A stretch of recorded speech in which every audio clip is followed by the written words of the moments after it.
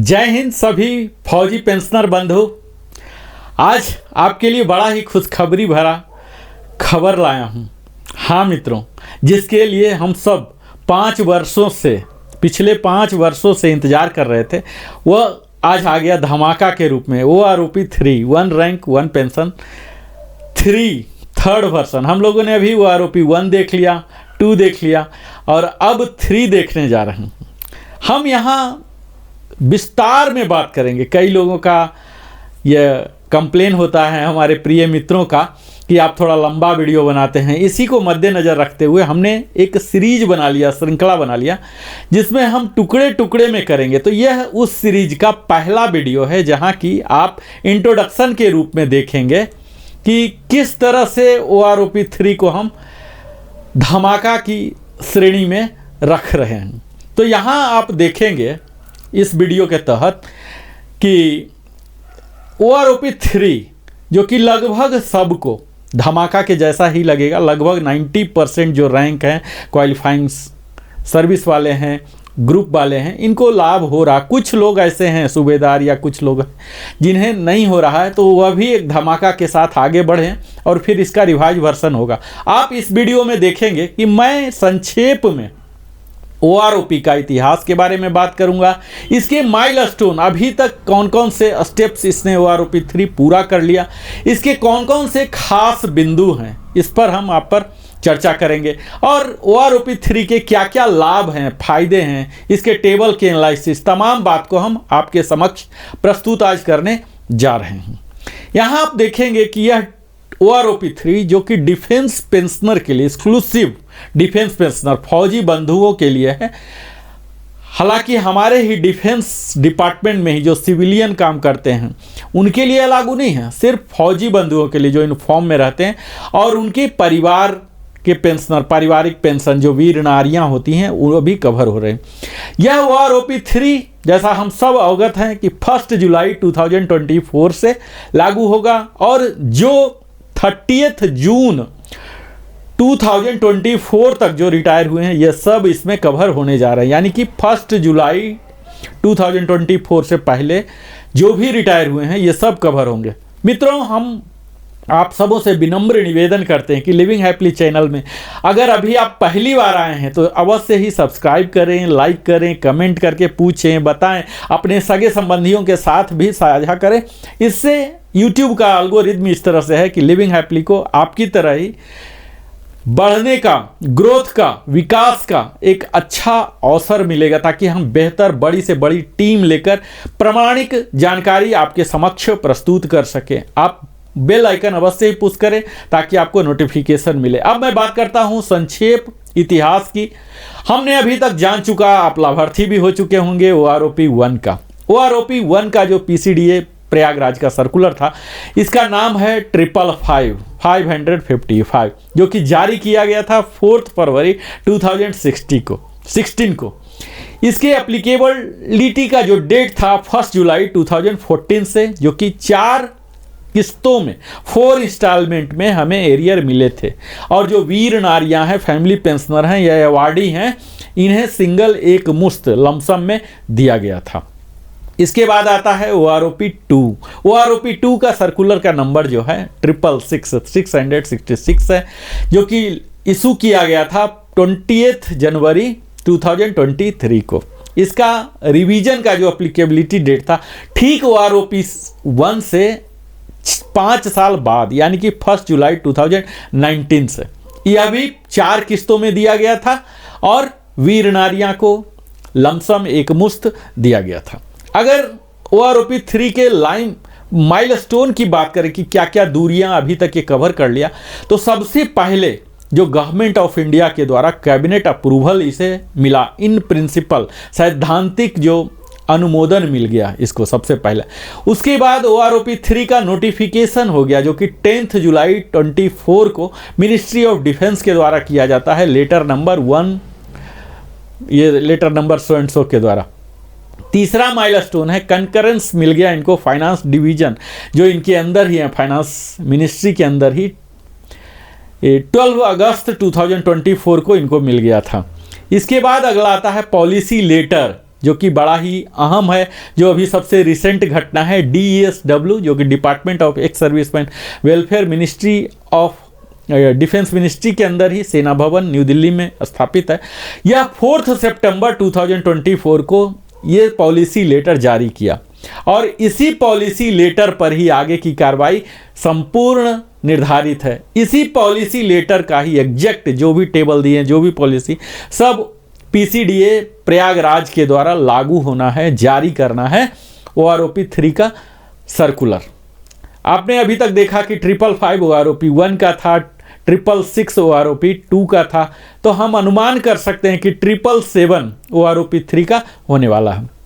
Circular जारी हो जाने के बाद यही सर्कुलर का कॉपी जो सारे बैंक हैं, PDA हैं, जो कि अभी भी 2% 5% काम कर रहे हैं, और स्पर्श जो कि मुख्य एजेंसी आज हो गई है, पेंशन डिसबर्सिंग एजेंसी, इनके पास जाएगा और फिर उसी टेबल के आधार पर ये पेमेंट करना, एरियर करना शुरू कर देंगे। तो यह तो 6 माइलस्टोन है। 6 माइलस्टोन में 4 ऑलरेडी पूरे हो गए, 2 भी पूरे हो जाएंगे। उम्मीद है महीना के अंदर यह हो जाएगा और हम उम्मीद कर सकते हैं कि दिवाली बम्पर के रूप में या दिवाली से पहले आ जाए, जिसमें 2 या 3 महीने का हमारा एरियर भी रहेगा। अब हम बात करते हैं OROP 3 के सेलिएंट फीचर्स की, जो कि मुख्य बिंदु है।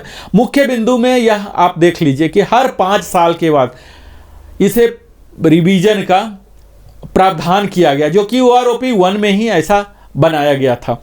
यह फ्लॉलेस हो, बिल्कुल फास्ट हो, क्विकन हो, इस प्रोसीजर बिल्कुल स्मूथ हो, इसके लिए यहाँ डिटेल्ड टेबल बनाए गए हैं, 121 टेबल। यही संख्या OROP 2 के लिए भी था और यहाँ 265 में पेजेज में एलोबरेटली हर पेंशनर के, फैमिली पेंशनर के जो कवर हो सकते हैं, सारी बातों को यहाँ कवर किया गया है। टाइप ऑफ पेंशन कौन कौन से कवर हो रहे हैं OROP 3 में, तो इसमें रिटायरिंग होंगे, सर्विस पेंशनर होंगे और स्पेशल पेंशन होंगे।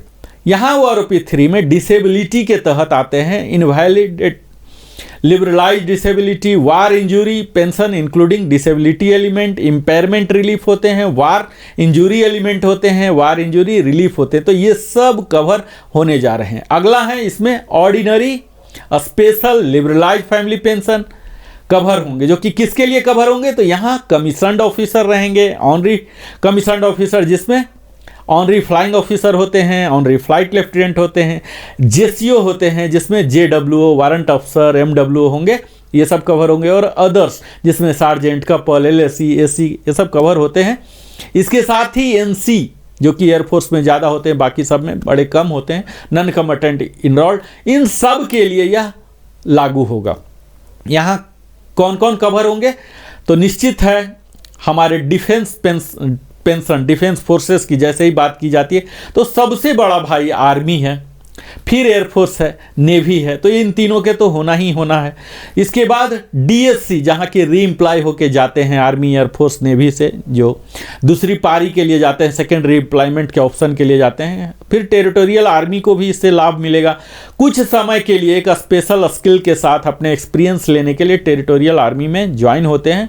इस तरह से प्रावधान है, उन्हें भी इसका लाभ मिलेगा। जो रिटायर्ड हैं या डिस्चार्ज हो चुके हैं, रिटायर्ड मतलब वो पूरे अपने टर्म को पूरा सुपर एन्युएशन, और डिस्चार्ज मीन्स पॉलिसी के तहत 20 पर, 23 पर, 26 पर, 29 पर, इस तरह से जो भी डिस्चार्ज का कैटेगरी बना हुआ, इस तरह से। इसी के साथ साथ इनवैलिडेटेड आउट हैं जो सर्विस के द्वारा हुए हैं या उनकी मृत्यु हो गई है सर्विस में रहते या सर्विस के बाद, तो ये सब कवर होने जा रहे हैं। इसके साथ ही कुछ एक्सेप्शन हैं जो कि अपने मर्जी से ही बाहर गए हैं, उन्हें यहाँ फ़ायदा नहीं मिलेगा। यहाँ रेट ऑफ पेंशन की बात करता हूँ कि कई लोग अभी तक जो टेबल आया है इसे आधा अधूरा लोग ने देखा है, तो आप यह यहाँ गांठ बांध के रख लीजिए। मैं बार बार नहीं बोलूँगा क्योंकि सेम चीज़ को रिपीट करने से वीडियो बड़ा हो जाता है। मैं कोशिश करूँगा कि कोई रिपीट ना हो। तो जो भी पेंशनर हैं या फैमिली पेंशनर, वह यह ध्यान दें कि आज के समय में जो भी उनका पेंशन मिल रहा, 1 रुपया भी उनका कम नहीं होगा। इसे बोलते हैं पेंशन प्रोटेक्शन। आपके एडवांटेज में ही किया जाएगा, डिसएडवांटेज आपको नहीं दिया जाएगा। भले ही टेबल में लेस है, कई लोगों का OROP 1 के अनुसार ज़्यादा मिल रहा था, OROP 2 में घट रहा था, लेकिन उनका नहीं घटा, जो मिल रहा था वही मिल रहा। वही हाल OROP 2 से 3 भी होना। 2 में अगर आपको ज़्यादा मिल रहा है तो ज़्यादा ही मिलेगा, भले ही टेबल के अनुसार माइनस ही क्यों ना वैल्यू दिखाए। हम इस बातों को विस्तार में जब टेबल का एनालिसिस करेंगे तो दिखाएंगे। तत्काल OROP 3 के एप्लीकेबिलिटी किन पर लागू हो रहा है, तो सारे डिफेंस पेंशनर जो कि मैंने बात किया और फैमिली पेंशनर, वो रिटायर्ड हो सकते हैं, डिस्चार्ज हो सकते हैं, इनवैलिडेटेड आउट फ्रॉम सर्विस हो सकते हैं, या उनकी मृत्यु हो गई हो, ये सब कवर होने जाएंगे।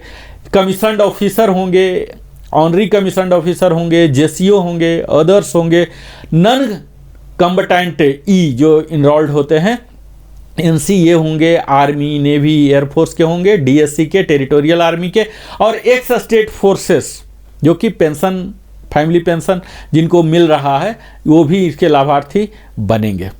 यहाँ जो नन अप्लीकेबिलिटी है, किन्हें इसका लाभ नहीं मिलेगा, तो उसमें यूके, HK, KCIO पेंशनर है। कुछ कैटेगरी का पेंशन है जो कि PCD इलाहाबाद अभी उन्हें पेंशन दे रही है। कुछ हैं ऐसे केसेस भी, पाकिस्तान और बर्मा आर्मी के पेंशनर भी हैं। इन सबों को यहाँ नहीं लाभार्थी बनाया जाएगा। कुछ रिजर्विस्ट पेंशनर होते हैं जो कि कुछ ही समय के लिए कुछ कारण से बाहर चले जाते हैं, फिर भी उन्हें पेंशन मिलता है एक फिक्स अमाउंट, लेकिन ये टेबल में उनके लिए लागू नहीं होगा। एक्स ग्रेसिया पेंशन जिसको मिल रहा, किसी खास कारण से मिल रहा है एक्स ग्रेसिया, मर गए हैं पेंशनर, या साल 2 साल के बाद ही उनका कोई ऐसा हो गया कि अब सर्विस कंटिन्यू नहीं कर सकते हैं, तो इस ग्रेसिया भी यहाँ कवर नहीं हो रहा। प्री मैच्योर रिटायरमेंट अगर लिए हैं, वो अपने मर्जी से गए हैं, तो वो भी कवर नहीं होंगे। और यहाँ डेट भी दिया हुआ है कि अगर 1 जुलाई 14 के बाद या उस दिन या उसके बाद अगर रिटायर हुए हैं तो कवर नहीं होगा, अपने मर्जी से गए हैं तो। यहाँ अब मैं बात करूँगा कि वो कौन सा मेथोडोलॉजी है जिसके तहत ये टेबल सारे बने हैं, फिलॉसफी क्या है। क्योंकि अगर हम फिलॉसफी नहीं समझे तो हमें तरह तरह की एनोमली दिखेगी और फिर हम कंप्लेन देंगे या दुखी होंगे या सोशल मीडिया पर निगेटिव कमेंट देंगे।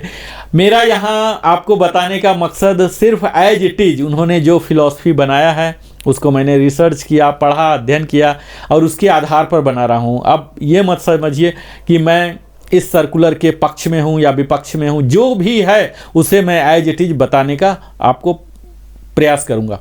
यहाँ मूल बिंदु यह है कि मिनिमम और मैक्सिमम उस रैंक के, उस ग्रुप के, उस क्वालिफाइंग सर्विस के क्या मिनिमम वैल्यू है और क्या मैक्सिमम है, इसके जो एवरेज वैल्यू आ रहे हैं ये दिए गए हैं। कौन से डेट के, तो 2023 के इंटायर जो डाटा हैं उस पर इसे ही बेस मान के इसे सारे टेबल का बनाया गया है।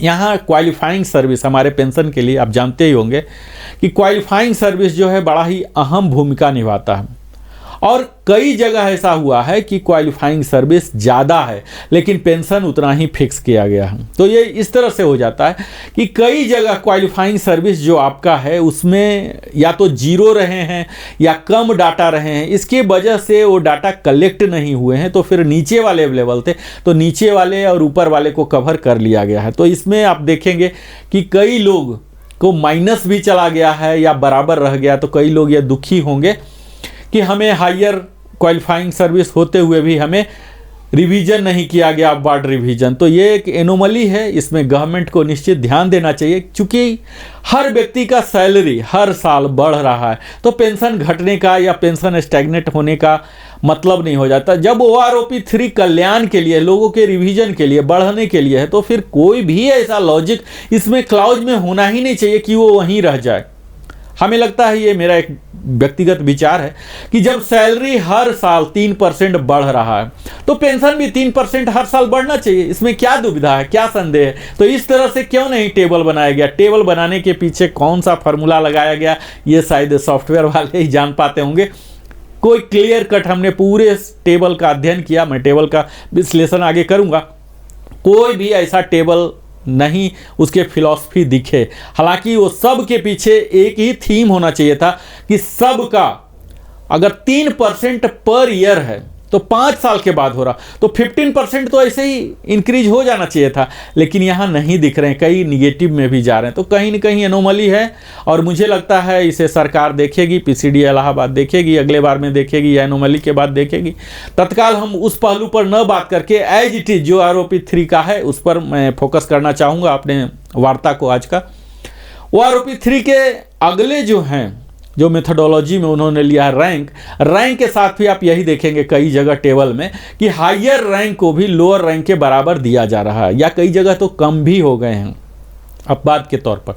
यहाँ भी वही हो रहा, उनके रैंक, उनके ग्रुप और उनके क्वालिफाइंग सर्विस तीनों को जब देख के जब मिनिमम और मैक्सिमम का एवरेज लिया जा रहा है तो बहुत ही नीचे जा रहा है। तो यहाँ स्लैब बना दिया गया है, आप देखेंगे कि 4-5 स्लैब या 3 साल के लिए भी 21 ईयर्स, उससे ज़्यादा 23 ईयर्स, सब का पेंशन बराबर रखा गया। तो इसी वजह से यहाँ हो गया। थर्ड फैक्टर है, कई लोगों का कोई रिवीजन नहीं हुआ है, अनअफेक्टेड रह गया है, 0 आ गया है। तो ये भी वही सब कारण है कि अगर कम हो रहा है तो कम नहीं करके वहाँ 0 पर रख दिया गया है, माइनस नहीं किया गया है, ताकि किसी को डिसएडवांटेज ना हो, चाहे वो फैमिली पेंशनर हो या पेंशनर हो। यहाँ जो भी इम्प्लीमेंटिंग इंस्ट्रक्शन है सेम वो आरोपी 2 का ही है। वो आरोपी 3 में इतने इन्हेंस नहीं दिए हैं इन्होंने मेथोडोलॉजी, सीधा ही बोल दिया है कि आप वो आरोपी 2 को कवर करें,